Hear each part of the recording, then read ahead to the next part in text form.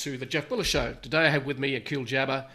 Akeel is a technology investment director at HoriZen Capital, an investment firm that invests and acquires software as a service companies with over $500,000 in annual run rate revenue. So his previous successes were being the CEO of $99 Social, where he doubled the bottom line within 5 months of acquisition. Again, that was a software as a service company. His expertise is growth marketing with software as a service companies, helping them unlock their full value and potential. So I'm looking forward to finding, Akeel, what your secret sauce is, or sources, and dive in a little bit about some of the stories and how you got to where you are today, because the software as a service area is, I suppose, something that's evolved over the last decade or so and been a focus as we've all moved into the cloud with software rather than having it being delivered on a CD-ROM. So welcome to the show, Akeel. It's great to have you here. Thank you so much, Jeff. I look forward to being here. So a little bit about, I'm doing a little bit of reading about you, and because we've never met before, so this is an introduction. That's not because we bumped into each other in a bar in Mexico or something, but you started out as an engineer and then worked in around Alberta, Canada, basically optimizing wells and drilling, I think, by the sounds of it. So, and then you leapt into the software as a service technology space, which is a complete pivot almost. So tell us a bit about how you ended up doing that. Yeah, absolutely. Yes, interesting story, but I'll try to give a kind of quick background. But yes, I'm a petroleum engineer turned entrepreneur. I've worked in the white collar industry for maybe several years, and like a lot of people, I made that leap to full time into entrepreneurship almost 7 years ago. But even while I was in university, I actually launched one of my first businesses at the time. That was a recruitment firm. So I was actually hiring tech talents for a lot of startups, like for Berlin. These startups, they were looking for them. That was just something of a way for me to learn, and that's where I learned a lot of kind of the ins and outs of running a. It was in a SaaS business, working with SaaS companies, but I was a service business at the time. Made a bunch of mistakes, but learned from that. But my passion was really around, okay, how do I really increase my cash returns from the money I was making to replace my income? I really want, one of those people who just want to quit their job and replace my income. So I think, I started investing in the stock market when I was about 17 years old. And I learned a lot of hard mistakes, made a bunch of money, lost a bunch of money. But what I learned really quickly after that was you don't really have control when it comes to public markets. There's so many factors when trying to pick the right stocks. You're picking and choosing. But a business at that point can be affected by so many things like turmoil in the news, for example. You could plummet overnight. You can lose 50% of your value. And at the same time, you're also competing with the guys on Wall Street, right? They have a lot more sophisticated technology. They have AI right now. They have all these, they have this experience, and they study this like for years, trying to pick better deals to invest in, and you're competing with them. So that's when I actually came across the book. I think maybe many of you heard about, Cash Flow Quadrant by, Robert Kiyosaki. That was years ago. Yep. And I learned kind of about investing and, generating cash and building assets, investing in assets that, you can leverage and using debt. So, at the point, I had a little bit of cash saved up, and I started investing in some real estate in Canada, which I still own. I bought my first one, rented it out. Hey, I'm making a couple $100. Then the second one, okay, it's working. But at this point, I'm like 25 years old, right? So I was like, this is just too slow for me. Like this is going to take me forever, right? Like $200, $300, $500. Like this is going to take me forever. I have to find something quicker. I still think real estate is a good investment. Don't get me wrong, but I look at it more of like a longer term. Maybe it's a long game, yeah. Long game, right? 20 years or so. But I'm young. I don't have time for anything, right? So I invested in a physical business at the time. So I actually have a physical franchise gym in Canada. So I still own that business. I have a partner managing it, and that's where I learned about recurring revenue, how you build these contracts, and churn and LTV, just in a different way at a very local level. But I still felt the limitation of that model, right? Like you're basically physically dependent in one location, and it's super expensive to scale, right? Every time you want to build a new location, $500,000, $1 million. Still a good return. I look at it maybe if you're comparing to real estate, I'll say 5 to 10 years. Still decent. That's when I learned about digital businesses, so online businesses specifically. And I bought my first online business from a broker called Empire Flippers. I don't know if you heard of them. I've heard of Flipper, but yeah. Empire Flippers. So Flipper is like an auction. Empire Flippers, they're an actual brokerage. Okay. I think I bought my first affiliate site at the time was less than 50K. And that's when I was hooked. So I learned about online businesses. I was like, look, you can actually make money online, and you don't have to be everything kind of from your computer. So I learned about conversion rate optimization. I learned about SEO, how to hire and manage writers, all that kind of online marketing, affiliate marketing. And that's kind of when I quit my job back then. So and then a few months later, I'm learning kind of growing this online business. I have my other stuff going on, and then I ran to this other firm called Wired Investors, and at that time they were doing acquisitions of a lot. Same thing what I did. So I did at the small level, $50,000 site. They were doing $1 million, $2 million businesses. So I came on, met them, actually one of the founders here when I was in Mexico. Got involved helping raise some capital, got invested in some of their deals. And that's where I joined them and being the CEO of a company at the time called $99 Social, which you mentioned, where within 5 months of being the CEO, I was able to double kind of the bottom line within the company. So I did really well there, stick with them for almost a year. And then I moved, they gave me another role with another company, helped grow that, firm based in California. And then I was kind of like the group CEO, managing all kind of the SaaS companies. So I was working closely with CEOs. What I realized is there's a lot of good product-led CEOs, and I think my expertise was really, I really like the SaaS. They had a lot of content websites, but SaaS is really, felt my calling, and I felt I could make the biggest impact. So I was working with the CEOs, helping them, use some of these different strategies, the sauce, the sweet sauce, which we'll talk about a little bit, and helping them kind of leverage the same things to help them grow. Then 2 years ago, I think, that's when I left that group. I decided to really focus on launching my own firm. So that was HoriZen Capital. And we just focus only on SaaS companies. That's our expertise. We don't do e-commerce. We don't do content. We don't do Amazon FBA. But funny enough, when I started HoriZen, like it's a different goal now, right? Like years ago, it was all about cash flow generating, how to replace your job. But now it's, yes, we still think about that. Like, how do we get returns to our investors? We still give them, double or triple digit returns. But the focus really now is just about, how can we empower this entrepreneurship through a different path, right? Mm-hmm. How can, how they have that partner who can really help them scale? How can they take their business to the next level and provide, obviously those financial resources at the right time, whether it's looking to exit or helping them grow. Yes, that's one of the things that I love about software as a service companies, and you're focusing on those, is that generally the gross profit on those businesses can be very, very high.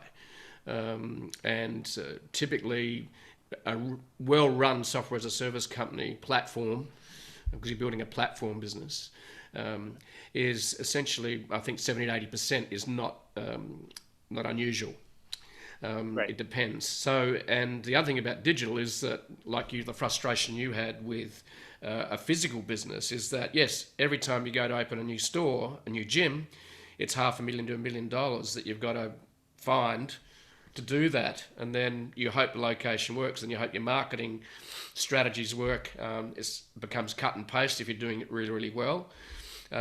Use a template. And software as a service company. But what's great about what excited me with social 10, 12 years ago was suddenly you had a voice to reach the world. You had the platforms to reach the world. So going global instead of just local is really, and with high gross profit that is almost was unheard of in your typical physical businesses. So tell us what other things that excite you about software as a service companies. Yeah, I love just like the product. I mean, how quickly you get feedback, how quickly you get that kind of buzz and kind of feedback from users, and how quickly you can make changes. And I think it's just interesting how you can kind of take it wherever you want to, and there's so many different channels of how you want to grow it. I think there's so much opportunity in SaaS that I think it's just the sky's the limit. I don't have any kind of specific, but I'll enjoy sales, I enjoy marketing. My big thing is not huge on the tech. We like to partner with founders who've done a really good job at building a product. The product-led founders, and then where they probably lack kind of the marketing side. But yeah, I mean you can see this now a lot, right? A lot of bigger, even private equity firms, they're getting more interested in some of these smaller firms just because they come in, they throw a bunch of debt behind this recurring revenue. They know clients are sticking around for years. The money is, the returns are just there's kind of not much that can compete, right? Yeah. So let's have a little look then at $99 Social. So it was acquired in about 2016. Is that correct? By Wire? That's correct. Yeah. and you were brought in for about a year to scale it up. So obviously, you and the team stood back and looked at different things. So, what were you looking for when you did that acquisition? What was Wired looking for, and yourself? So when we were looking at, when we look at acquisition, the main thing is we look at, okay, what are the growth opportunities, right? So that's the first thing is, okay, this company is doing okay. The company is, has kind of grown at a significant growth rate, but not as quickly as you'd like. And say, okay, what are some playbooks that we can apply to really kind of, move the needle? So I think it's really just listening, right? You have, at that point, there was 3 or 4 different, chefs at the table who are running this business, and you kind of listen to your team, you listen to your customers, and really pay attention of what they're looking for and what's driving the needle right now. But we look at a data-driven kind of model, right? We look at the traffic, we look at what are the conversions based on that cost per lead, cost per acquisition, and then we just really focus on how can we increase those channels that are doing well. When we were looking at it, cash flow is a big thing. We look at valuation, we look at the team, and then we look at the risk. So even right now, we have like probably 100 different point checklists that we go through and see, explore the business, team in place, how much is it dependent on the founder, what are the risks around it, and then we kind of just mitigate and create a scorecard of say, okay, what we think we can do with this business. The biggest thing we saw at the time was that there was 2 sides of $99 Social. One was the retail model where we're selling directly B2B. So we're selling to, small businesses, small flower shop pops up. They say, hey, I need somebody to outsource my social media to. They come to us and they sign up. The real value was actually on the back end, which was our resellers and our agencies. And when we first took over, I think that was only about maybe 10 or 20% of the actual revenue. But what I realized over time was that there was a lot of interest there. More people were interested in, okay, how are these guys doing it for $99 a month? And how can I resell it to actually make money? So it wasn't actually the service people were interested in. It was how can they make money from our service? And that's when, testing and kind of different kind of pricing models for affiliates or resellers is really what kind of, kind of push the needle forward and grow the company. And I recommend it for anybody, if you're looking at maybe how can I grow your SaaS company or anything, but look at some big partnerships, right? Like we had some big resellers who would come in and they would onboard 50 clients at once. So the difference between going after getting 50 different clients onboarding every single time versus focusing your effort and getting that one partnership who can bring out 50 clients at once, I think that's probably a better strategy. Another thing we did, maybe if you want to chat about it or not, but is monetizing the reseller. So we were getting maybe, let's say, 10 different resellers, affiliates signing up to our platform who want to resell, but most of them weren't doing anything with it. Like they would just sign up and then they get excited for a day or 2 and they stop. Yep. So what we decided to do is kind of add a filter onto that and started, putting some fees around this. So we actually started charging them $99 a month if they want to become a reseller. And people started signing up. So we had different packages, $99, $199, $399.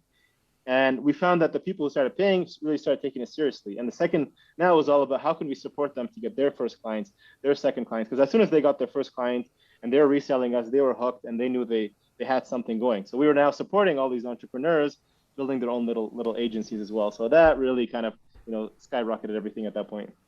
That's very, very interesting. So you actually almost were charging if you want to be an affiliate partner, you need to make a small investment. Is that what you're saying? Mm-hmm. Exactly. Okay. That's very interesting because when we work with affiliate partners where we resell their products, we ask them to make a small investment with sponsored content. That's how we kick off the relationship. And we then find that brings some attention and focus because they've made a small commitment. Exactly. Yeah. And then it then becomes a content collaboration. And I think what I loved about when I went through your case study on $99 Social was that you then provided the resources and tools for them to do a cut and paste email or a series of emails out as well. Exactly. So, and that way then you're actually going, well, here's a done for you service for you to make money. So yeah, I like it. I've flipped the model the other way. Yeah, if you can make it work your way, even better. But it's worked. And so it's an affiliate partnership that's then there's skin in the game from both. There's time for us, a bit of money and time for them as well. And we also put some advertising behind it. But very interesting to see that if you just put it out there, it just sort of waves in the wind, people sort of don't focus. But if there's a small commitment of any type by the party, then it starts to get a bit more focused. I think that's really great to hear. That's really fabulous. Yeah, exactly. Yeah. And what I did like too about the focus on non-social was, okay, so you're trying to scale your marketing efforts by doing selling to one that sells to many. So you're doing a one-to-many relationship, and you're right. The reality is that, and also the other thing I love about software as a service companies is that they've got enough gross profit to share with their affiliate partners. Mm-hmm. The challenge is with a lot of the other affiliate sales is that they can only give you 5% of the total sale, or 10% if you're lucky. Exactly. Whereas, sometimes the affiliate split can be as good as 50%, because they're still making 30% on top, and because the margins are so high. So, and then comes down to things like, and you mentioned the lifetime value of customers. So tell us a bit about that, in terms of, because that's about churn, it's about acquisition costs, isn't it? So, Yeah. Yeah. Yeah, I mean, churn was always kind of an issue. I think, that's something you have to be careful with any SaaS product. Even now, I think lesson learned when we're looking at SaaS companies now, we like sticky clients. I mean, that tells you a lot. If a company is sticking around for a long period and they're not churning after 1 or 2 months, that tells you how much they value your product and how long they want to stick around, right? So obviously lower the churn, the better. I mean, a good number, if you're under 5%, under 2% per month, I think you're doing okay. If you can get, 0 or even negative churn, people maybe don't understand negative churn, but that's when you're kind of expanding or upselling your existing clients, and expansion revenue you're adding to kind of the clients you have. That's probably the best scenario you can have. But yeah, I mean, lower the churn, the better. Lifetime value, I mean, how you want to go, but it's how much is one customer worth to you, right? I mean, you took out, let's say they're paying $99 a month on average. If they're sticking around for 6 months, and maybe you're most of them you're kind of upselling on average to another $20 or so, just do the math times 6. That your LTV is now about $600 to $700, right? And it's just about finding ways. Why are they leaving after 6 months? Why are they leaving on average after 3 months? And just trying to find out why they're canceling. And that's where the challenge always is. You can churn is probably the biggest challenge, I think, and deal breaker with a lot of companies is you have to find why your customers are leaving, because if they love you and they're sticking with you, then you have something, and that's how you're going to scale. But just making like a 1% change, if you go from 6% to down to 5%, you can see exponential growth on your kind of top line. So it's super important. I think you have to measure it, and you have to keep looking at why they're churning, what can you do to change it, and always iterating your product to kind of demand and meet that demand. Yeah, I did notice with $99 Social that one of the things you talked about was onboarding, the importance of making it simple to get people on board so they don't run away, I suppose, as before. So tell us about what are some of the strategies you had for onboarding? Yeah, so we have the self-serve model. But we find that businesses who come in here looking for the social media, they feel they need a lot more attention.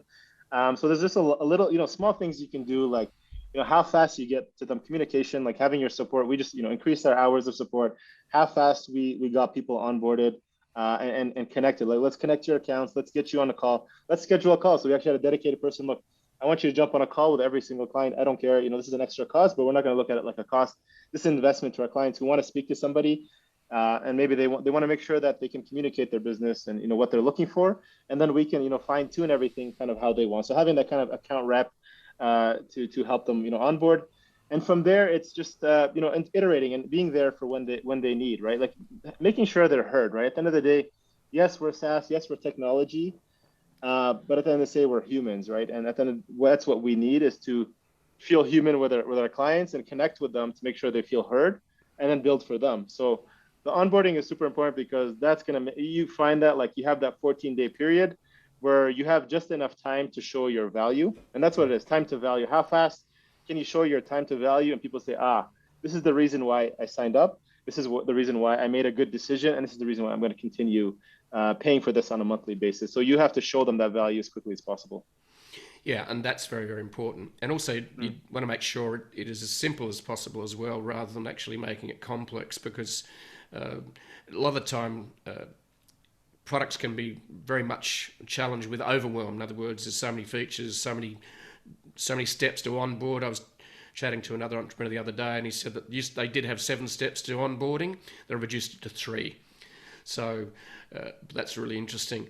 The other thing that I know you experimented with $99 social was acquisition costs, and I think 2 of the areas you focused on. Number 1 was search engine optimization.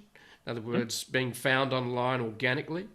The other one was Facebook ads and the acquisition costs associated with that. So tell us a little bit about your search engine optimization. So you rank for keywords so people would discover $99 social. Mm-hmm.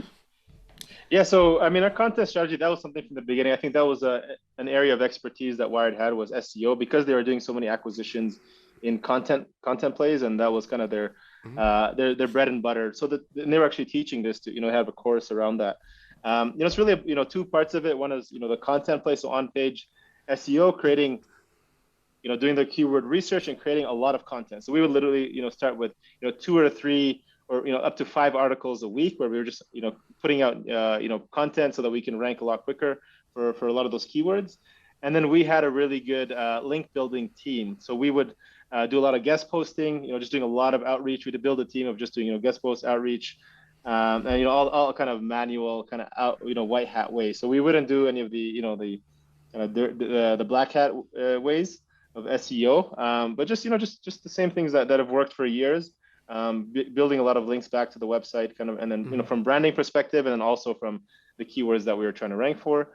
And then over time, I think we increased our traffic. Like within 6 months or so, we started seeing traffic. On average, it was pretty flat, around I think 10 or 15,000, and then we jumped up about 30 to 40% within 6 months. So just being consistent on those 2 kind of on-page content, and then link building really drove the SEO side.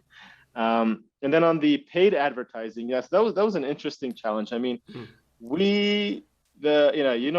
so there was always that balance, cost per acquisition for LTV. So we had good results, cost per click, really good, on average for B2B, small businesses did really well. Cost per, click-through rate was really good. We had a high click-through rate. I think we were like between 2 or 3%, which is, pretty good for B2B.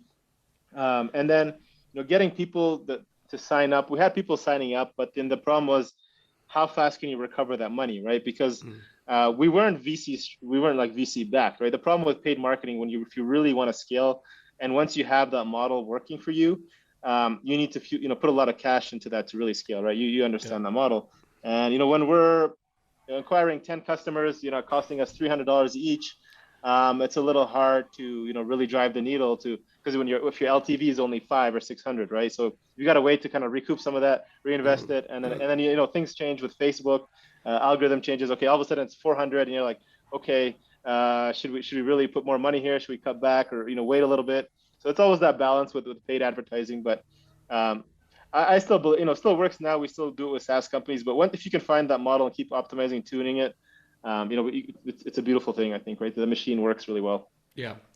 And that comes down to how can you fund it so you actually get to where they become profitable, because of the acquisition cost, like you said, $300 or $400, that could take you 6 months. So can you fund 6 months of acquisition costs?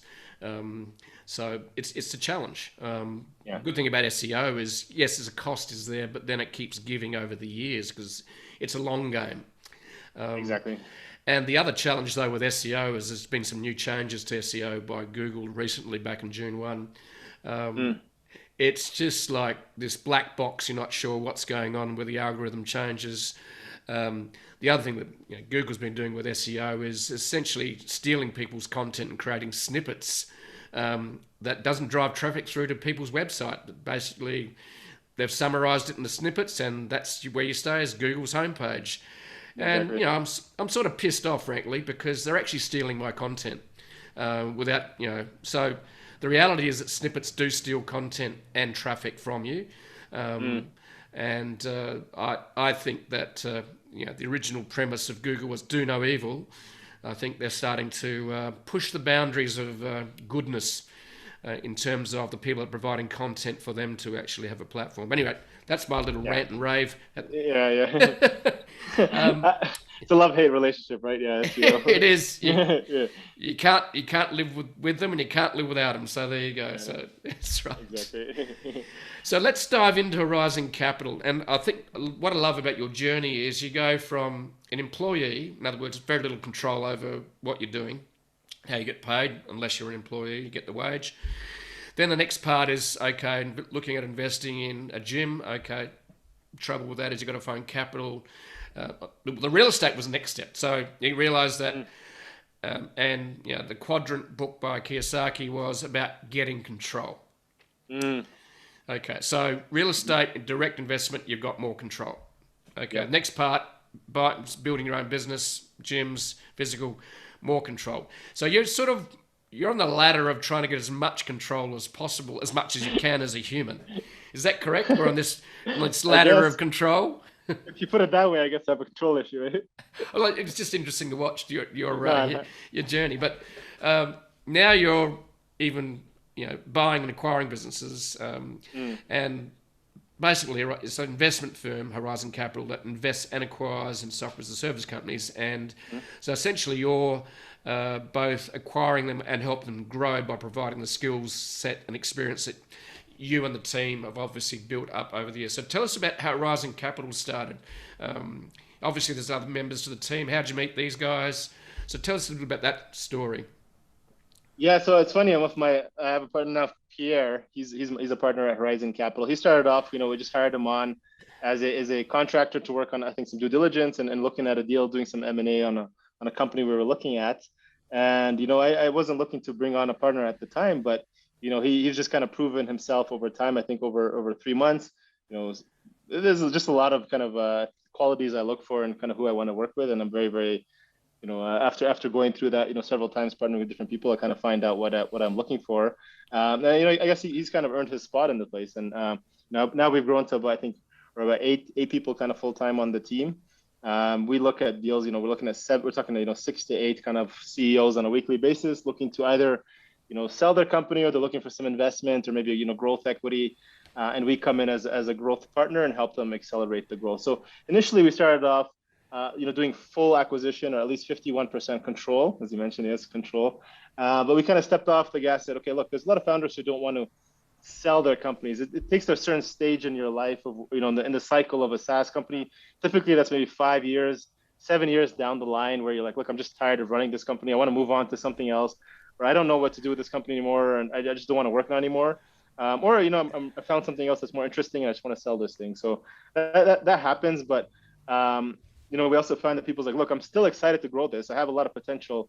I'm very, I built this great product. I've grown organically so far, but I want to find somebody who can come in. Let's help you really, focus on the marketing, the growth. Let's build a playbook, apply our playbook. And then, once we get to a nice stage, maybe we can go out and raise some extra capital and then add fuel to the fire, further. So, right now our investment thesis, B2B SaaS companies, North America, Europe, we're pretty, as long, even this, we're working with a company in India right now. So and then we actually did one deal in Brazil. So we're pretty kind of open to where we do deals. Minimum threshold, yes, at least 500K in ARR, as you mentioned. Less than 5% churn. LTV typically at least 1,500. We like the self-serve model, the mid-market model. We don't do too much on the enterprise size. I think that's a whole different beast. Building like a account executives, SDR kind of model is a little bit of a different model than we're probably better at.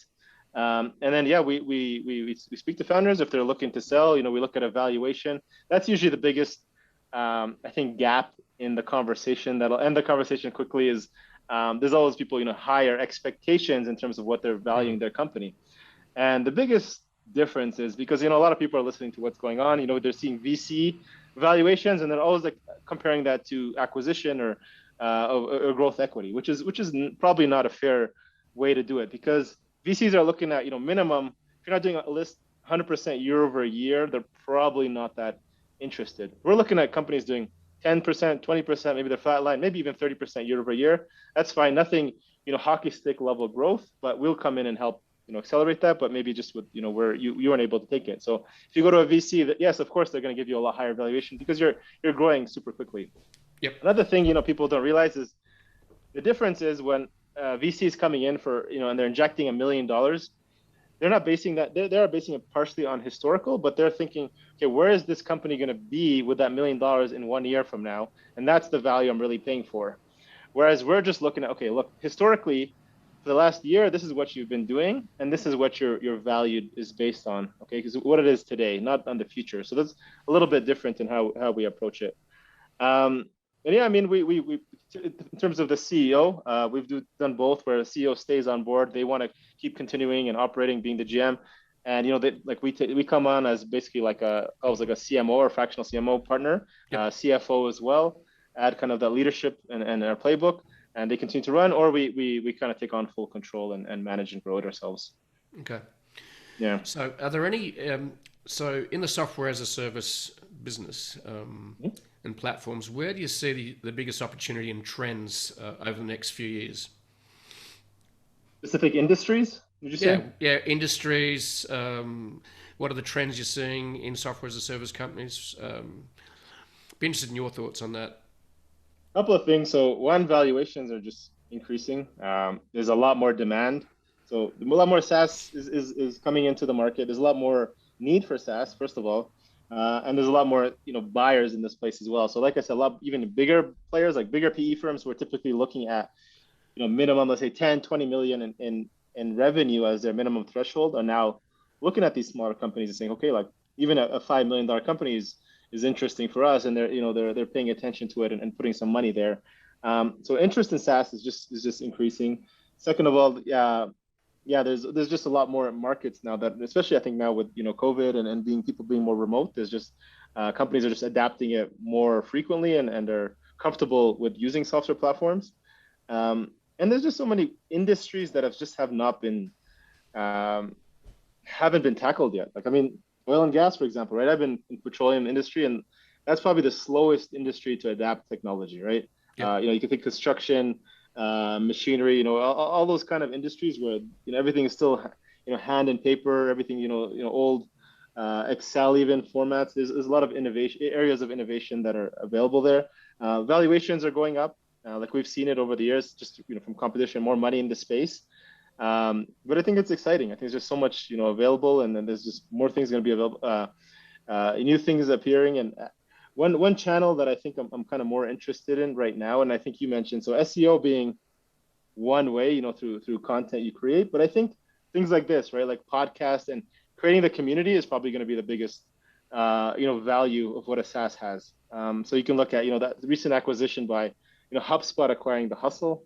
You're probably familiar with that deal. Yep.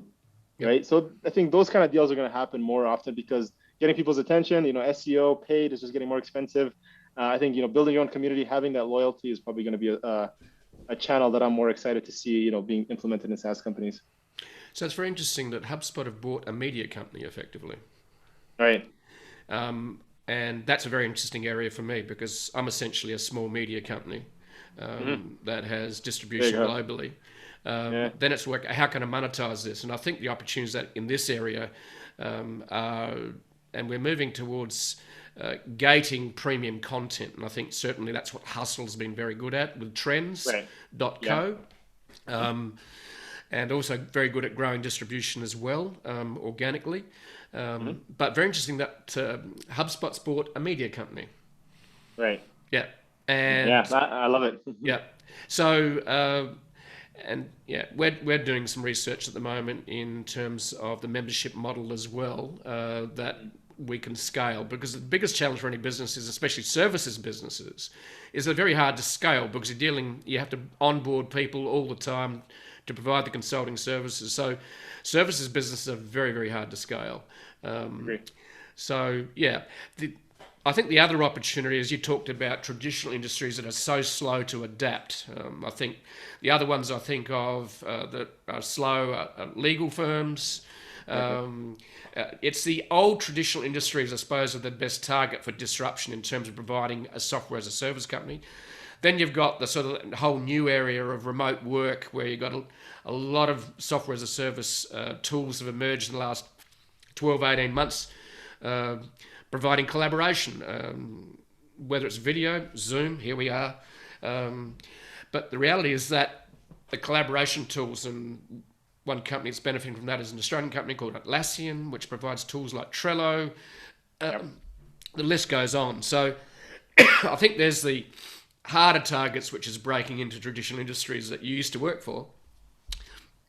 Then the other ones are fast-moving, adaptive markets, which are collaboration and remote work, which has been we've been pushed into the future, I reckon, by about 10 years in that space. We were moving to remote work, but and we were working to the hybrid 2 days at home, 3 days in the office. Then you got companies that are built from the ground up to be totally remote. So, I think GitHub's one of those. So it's fascinating to watch the accelerated evolution of tools. And so, interesting to hear that your insights regarding traditional industries could be seen as opportunities. I love the I think manufacturing is another big one.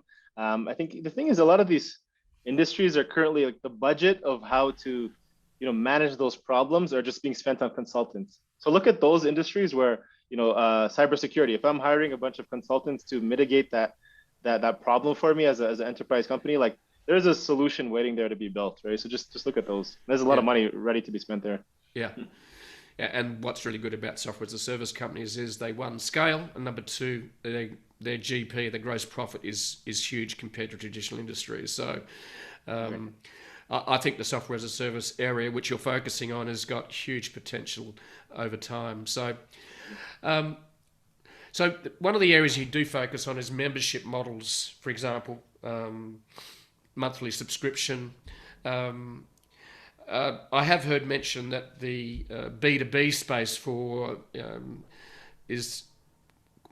that's what even Trend.co, which is a Hustle subsidiary, said that they believe that the B2B newsletter space was one of big opportunity, and maybe that's why HubSpot, because their target market is B2B. It's small businesses to use their platform. They're not targeting the big end of town.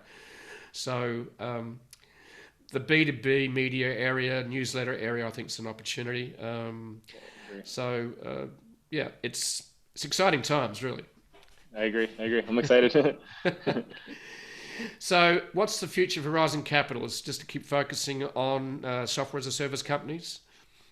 Yeah, I mean, that's the thing. We have to stay focused, and it's so easy to get distracted. I think that was maybe a learning, right? Stay focused. I think too many options, easy to, learning to say no. I always have people wanting to work, hey, I've got this new business, want to partner, different industries.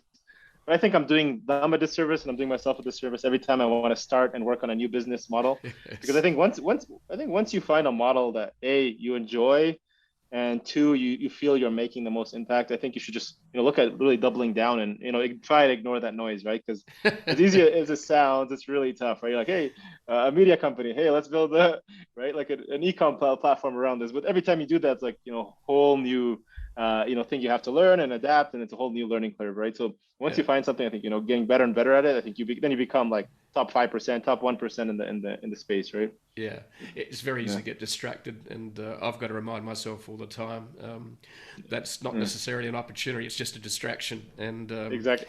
So I was chatting to a mate the other day, and he's got his core business, and he's sort of got investment in another one that he work on, taking his time. He's got another one, and he's saying, "I'm feeling so distracted," and it's really easy to get that distraction because there are a lot of opportunities, but the trouble is you've got to come up to speed. You've got to build that playbook, don't you, for that industry. And sometimes you forget how much you do know in the space you're playing already, and it's, I suppose, almost unconscious expertise and skill where you do it. Exactly.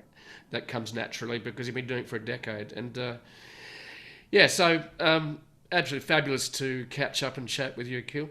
And anything to share with people that want to start a software as a service company or sell their software as a service company? What are a couple of maybe things that you'd like to share, or pearls of wisdom? No, I mean, I love it. I don't think I could have it any other way. But I mean, it's always not as easy and glamorous as people maybe highlight it as we're saying today. It's a lot of work, but learn to, just like anything in entrepreneurship, learn to love the process. I actually love it. if you don't love the process of building, operating a company and making so many small decisions and every day being different and dynamic, different, managing different personalities, all the ups and downs, maybe don't get into it. But another thing is if you're going to run into or build something, I used to always just think in, shorter term, you're like 6 months or 1 year increments. How is this going to benefit me in the short term of building this thing? Because I'm so excited about this new idea.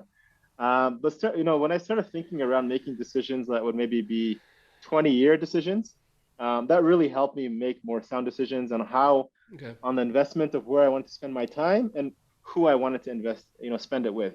Because it's so easy to get caught up in the shiny object syndrome of like, hey, there's this new thing, we can make money in the short term, but like, okay, is this something I really want to do for the next 20 years? I mean, and then on the flip side of that, nothing is forever. You can always change. If you're in something right now you don't enjoy, you don't love, no one is forcing you to do something if you're not enjoying it and you're not getting the joy of it every day anymore. Move on. So start something else. If you want to start SaaS today, go start SaaS today. You might love it, and that might be your calling, just like it was for me, right? What I love what you said and I'll distill it, was you not only need to love what you're doing, but need to love the process of what you're doing as well. Exactly. And one of the top movie directors recently said that you've got to, enjoy. It was George Lucas. He said, "You've got to love the process, not just love the outcome." And it's totally true. And process sits behind long-term games. It's really interesting. You said that I was 25. I needed to get things done faster.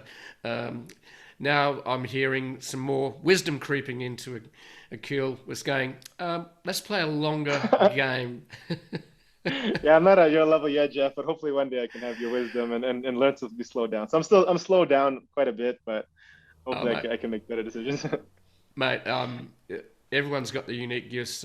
It's so good to see, hear your journey today, and I think you're in one of the hottest spots in investment, software as a service companies. I think I look forward to seeing your journey further unfold. I think it's going to be a thing of beauty to watch, and it's not the myth of the dream business. There's a lot of hard work behind the scenes, so it might look great, but long enjoying turning up every day and working. And I think the other one's partnerships, isn't it? Working with good people that you can trust, and enjoy the process and enjoy what you're doing. I think it's really, really good. So thank you for your time, Akeel. It's been an absolute pleasure to meet you and discover a bit of your secret sauce. No worries. Thank you so much for having me, Jeff. Appreciate it.